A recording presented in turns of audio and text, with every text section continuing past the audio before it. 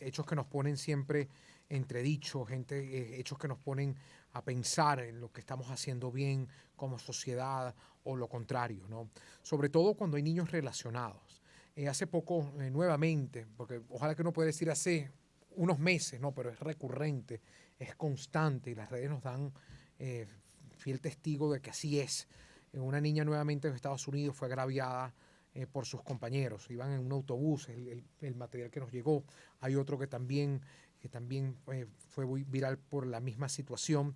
Pero bueno, tenemos a Fernando Pereira, psicólogo, presidente de esa gran organización que se ha abocado a los niños venezolanos y es una de las pocas que nos da estadísticas y claridad de cómo va este comportamiento, sobre todo en la protección de nuestros infantes. Fernando, feliz tarde, bienvenido a La Doble Vuelta. Gracias, Luis Alba. Un placer estar aquí con ustedes. Soy educador, orientador. Mm. No me vaya Aquí a- pusieron psicólogo. claro. Bueno, pero termina siendo un poco de todo. Aunque yo sé Bueno, que hay que ser muy uno justo, se pero deforma. Trabajo con muchos psicólogos en sí, Secodap, pero sí. Este es un tema ciertamente donde más allá de la profesión, todos de alguna manera tendríamos que estar involucrados, ¿no? Y Eh, hace falta tanta orientación. Fíjate que en el caso de Camila León, de esta niña que fue venezolana de 13 años, que mm, fue golpeada por su compañera de clases, esto en fue Texas, en sí, Texas, sí. la madre de esta niña dio unas declaraciones que a mí me movieron mucho. Al final ella dice, por favor, todos debemos buscar la orientación de alguien que conozca más que nosotros mismos cómo llevar este tipo de situaciones, cómo enseñar a nuestros hijos los valores, cómo hacer ver a estos muchachos que la violencia no es la forma para dirimir cualquier diferencia que existe, ¿no? El mensaje de ella al final quiso decir eso, Sí. que todos necesitamos una orientación. Es así, Fernando. Sí, efectivamente, yo creo que Alba Cecilia, pues estos videos hacen visible, como planteaba Luis, lo que son otros probablemente miles de casos o que permanecen en el silencio, en el anonimato de chicos y chicas que están sufriendo por este tipo de violencia que se ha naturalizado, ¿no? Por años y que se considera pues que es propio del comportamiento de niños, adolescentes, que no es violencia, que son juegos, que los muchachos son crueles, pero que a mucha gente pues le hacen daño durante incluso el resto de su vida si no son tratados adecuadamente. Y en el video, el testimonio que tú planteabas anteriormente, ciertamente mueve mucho el hecho de ver que hay docentes presenciando Y la que no hicieron agresión nada. y no hay ninguna No. respuesta. Y después el director al que le plantean el hecho, ¿no? Para hacer la denuncia policial y el director dice que bueno, que los muchachos todo el tiempo graban, que eso es algo como normal y da cuenta de hasta dónde podemos llegar como una sociedad indolente, cómplice, que ante hechos de agresión y de violencia que se dan en tu entorno, pues ya consideras que son normales, naturales, y ni siquiera tienes pues la decencia mínima de poder actuar para que pare o por lo menos advertir a quienes están agrediendo, ¿no? sí. Bien, me gusta enfatizar lo que estás comentando y dar también un poquito más de amplitud con el tema de los dos bandos, no solamente el que agrede. Hay una forma también que se ha denunciado, que yo no sé cómo le podemos catalogar, pero también tiene ese mismo grado de violencia, que es el que graba y que incentiva Mm, estas prácticas, ¿no? Entonces, no solamente el que está agrediendo en el video, sino que también motiva a través de un celular a hacerlo. Parece inclusive, y ya se ha comprobado que estos videos no solamente tienen una carga viral, sino también una carga económica. ¿Okay? Hay gente que le gusta ver estos videos y por supuesto genera un impacto mucho más grande en quien lo consume. ¿Cómo podemos nosotros alertar y entender esta conducta también? Que es como algunos psiquiatras, psicólogos lo dicen, pasivo-agresivo, ¿no? Que estoy ausente del hecho, pero también soy partícipe de él.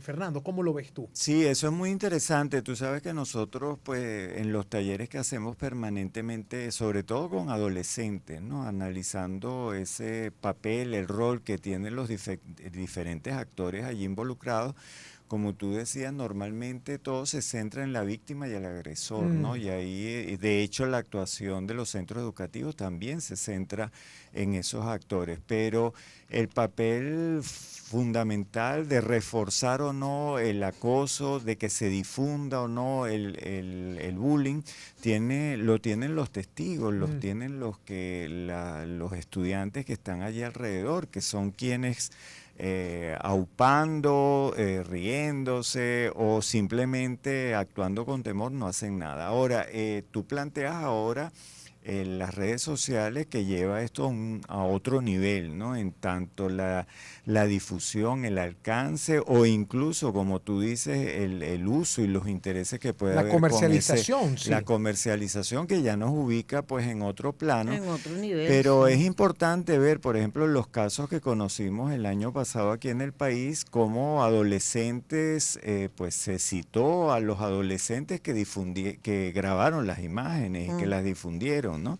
Entonces, en ese sentido, ya igual que la LOGNA establece responsabilidades para el adolescente de 14 años o más que agrede físicamente con el golpe o con el empujón que genera lesiones, también pues se citó a esos adolescentes que difundiendo esas imágenes contribuyeron pues a que la victimización de ese compañero tuviera un grado muchísimo más extremo que lo que pudo ser inicialmente. Entonces creo que el tema de la ciudadanía digital, los deberes y los derechos que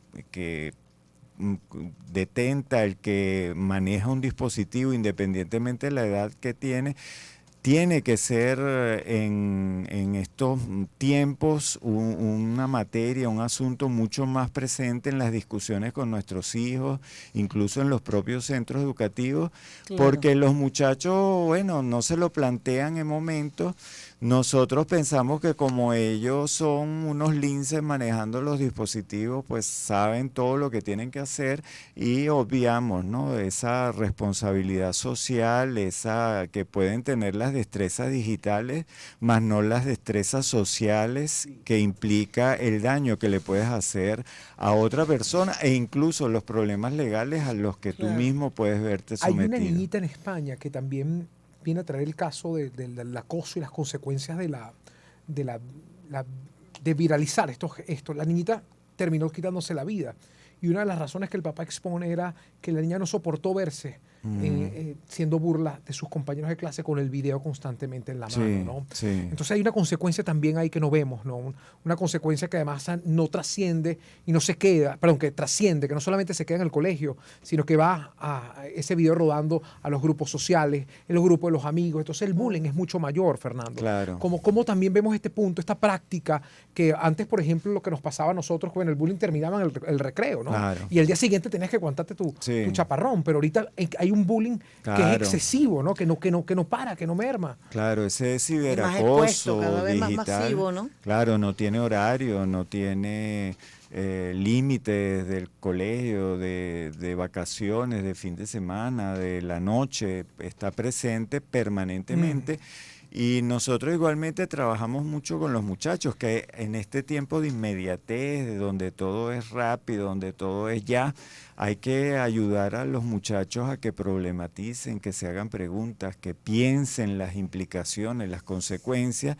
Nosotros con ellos vemos diferentes ejemplos donde una de las características fundamentales del bullying es que tiene que ser repetido, que la agresión tiene que darse consuetudinariamente, pero en el caso que mencionabas, Luis, basta una publicación en digital para que ese efecto de repetición que puede llegar a tener en cuestión de segundos, de minutos, que puede durar días y semanas y que puede generar ese tipo de impacto emocional psicológico, en claro. un niño, una niña, ya lo constituye, el que sea un solo hecho con esa viralización, ya lo convierte inmediatamente en un ciberacoso. Grave, Fernando, que se piense que esto es algo que se está naturalizando, o sea, que se vea como algo ahorita todo se graba, todo se graba. Y el impacto que tú dices, una niña que llega de su casa a su computadora y ve el video, una niña que prende su red social y ve el video de cómo se burlan. Una niña que ve con su compañero que ya no le habla y lo que tiene en la mano es el video. Sí. Bueno, se siente realmente Sí. en una situación. Si es fuerte para cualquiera de nosotros que nos pasara una situación de ese tipo, Para imagínate un tú niño, en ¿no? el caso de un niño, un adolescente que está en una edad donde la opinión de tus pares, de los que te rodean, es pues determinante, es un espejo donde tú te ves, das lo que no sea por ser aceptado, que en esa edad te ocurra un hecho de esos puede tener consecuencias que no podemos medir y a nuestros hijos tenemos que ayudarles a que piensen, que desarrollen empatía, cómo se sentirían ellos ante un hecho de ese tipo, qué harían, ¿no? ¿Qué podemos hacer, Fernando? Por ejemplo, yo sé que no se puede controlar porque todo el mundo tiene un celular a la mano. Ahorita es inevitable Sí. para cerrar, ¿no? Pero, por ejemplo, esto, yo sé que nos fuimos del tema, más allá del bullying, pero creo que es el impacto que puede generar no solamente el bullying, sino cómo ese bullying se va generando con mayor, se va normalizando, va generando más adeptos. ¿Qué podemos hacer? Oye, un elemento fundamental el ejemplo, ¿no? El modelaje. Si nosotros como adultos nos referimos a las personas que nos rodean con agresiones, discriminando, si a través de las propias redes nosotros como adultos, pues nuestro comportamiento es permanentemente de agredir, nuestros muchachos, más allá de lo que les digamos, van a estar ahí pues captando cómo es que en la vida real papá y mamá resuelven las cosas, ¿no? Entonces creo que ahí hay un tema de coherencia en cuanto al entorno que es fundamental. Sin duda. Y si no es en nuestro caso, pues que hacemos un uso responsable, no tiene que ver pues con nuestros hijos la comunicación permanente sobre lo que están publicando, el llamado de atención y no tomar como algo trivial la agresión a un compañero o una compañera. Nosotros que estamos yendo a centros educativos permanentemente, se están grabando en los baños a un estudiante o una estudiante para después difundir ese tipo de imágenes. Entonces, Extorsionarlo. extorsionarlo. Entonces, si te Qué horror. llaman del centro educativo, papá, Wow. mamá, no minimices los hechos, no justifiques a tu hijo, no empieces a No digas mi tener, hijo no, mi mi hijo es hijo incapaz de no, eso. sino que escucha, averigua, ten una conversación franca que con él o con ella, que quizás sea pues la forma de prevenir un mal mayor, si dejas que tu hijo entienda que agrediendo y acosando a otros, pues es una forma de relacionarse que en casa aceptamos o que incluso podemos celebrar. Fernando, muchas Maravilloso. gracias, excelente. Sí, Fernando sí. Pereira, educador, orientador, presidente de SECODAP, Y no es psicólogo, pero es como si lo fuese. es nuestro psicólogo. Exacto. 2:56, nos tenemos que despedir. Gracias, Fernando, A querido. Un ustedes, placer un haberte abrazo. tenido con Bueno, el nosotros. tema de las